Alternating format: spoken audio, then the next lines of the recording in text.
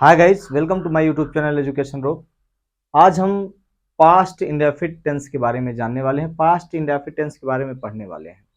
पहचान past indefinite tense की। ता था, ती थी, ते थे, अथवा या, ये या था, थी, थे। यहाँ आप देख सकते हैं हमने पहचान लिखा है ता था, ती थी, ते थे, या, ये इत्यादि।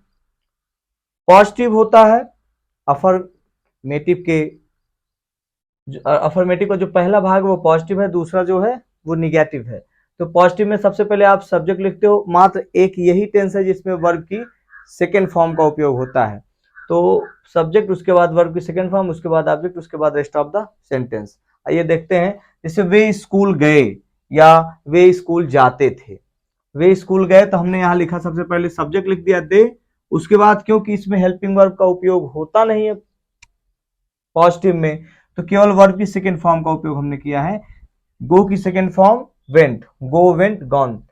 तो दे वेंट और कहाँ गए? स्कूल। कहीं जाने के लिए जो संबंध जोड़ता है तो हम प्रीपोजिशन टू का उपयोग करते हैं। इसका एक हम अलग चैप्टर बनाएंगे प्रीपोजिशन का, उसमें आप पढ़िएगा यूज ऑफ प्रीपोजिशन। आइए निगेटिव देखते हैं। निगेटिव में सबसे पहले आपको क्या लिखना होता है? सब्जेक्ट। उसके बाद इसमें हेल्पिंग वर्ब जो लगती है वो होती है डिड नॉट। सब्जेक्ट, उसके बाद डिड नॉट, उसके बाद इसमें निगेटिव में और इंट्रोगेटिव में वर्ब की फर्स्ट फॉर्म आ जाती है।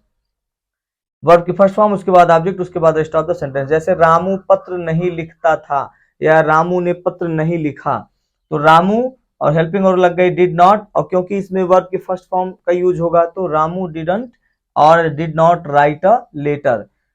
अब आइए, ऐसे ही आप, जैसे वह बाजार नहीं जाता था, he did not go to market, ऐसे ही आप ढेर सारे सेंटेंसेस बनाकर प्रैक्टिस कर सकते हैं इसी तरह से। आइए इंट्रोगेटिव के बारे में जानते हैं। आप सभी को पता है इंट्रोगेटिव दो प्रकार के होते हैं। पहला है यस और नो टाइप और दूसरा है डब्ल्यूएच टाइप।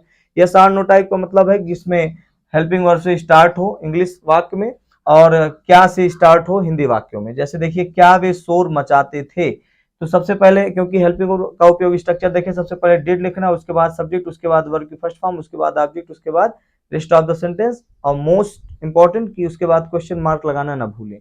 तो हमने सबसे पहले क्या लिख दिया, यहाँ पे डिड लिखा है। उसके बाद क्योंकि वे शोर, वे आ गया बहुवचन, तो इसमें एक वचन हो या बहुवचन हो, इसमें एक ही हेल्पिंग वर्ब का उपयोग होता है डिड। तो डिड लगा दिया हमने। उसके बाद हमें सब्जेक्ट लिखना दे, उसके बाद वर्ब लिखना है। शोर मचाने की अंग्रेजी ही क्या होती है? Make a noise. कुछ वर्ड होते हैं जो अकेले नहीं आते हैं, तो शोर मचाने, जैसे नॉइस माने शोर होता है, लेकिन शोर मचाने की अंग्रेजी जो होती है वो मेक अ नॉइस होता है। तो मेक अ नॉइस, शोर मचाना। अब हम देखते हैं W H type. W H type में सेम स्ट्रक्चर रहता है, केवल यहीं पे क्या आ जाता है, इंट्रोगेटिव वर्ड पहले लिख देते हैं, बाकी स्ट्रक्चर सेम रहेगा।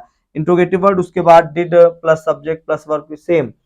जैसे वह कहाँ रहता था, तो सबसे पहले क्योंकि हमें इंट्रोगेटिव वर्ड लिखना, हमने लिख लिया वेयर। उसके बाद हमको क्या लिखना है? डिड। हम इसी से पहचानते हैं, ता था आया है तो जान गए कि पास्ट इंडेफिनिट टेंस है। वेयर डिड, उसके बाद हमें सब्जेक्ट लिखना है। सब्जेक्ट लिख लिए ही, उसके बारे में बात की जा रही है। उसके बाद रहने का अंग्रेजी लिव, वह कहाँ रहता था, वह कहाँ खाता था।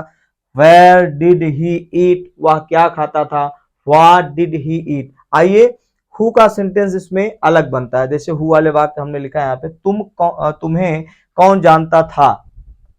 हु क्योंकि एज अ सब्जेक्ट काम करता है, क्योंकि प्रेजेंट इंडेफिनिट और पास्ट इंडेफिनिट के पॉजिटिव में there is no use of any helping word, इसलिए इसमें भी उपयोग नहीं होगा, क्योंकि ये हु वाले वाक्य जो होते हैं, हु एज अ सब्जेक्ट काम करता है।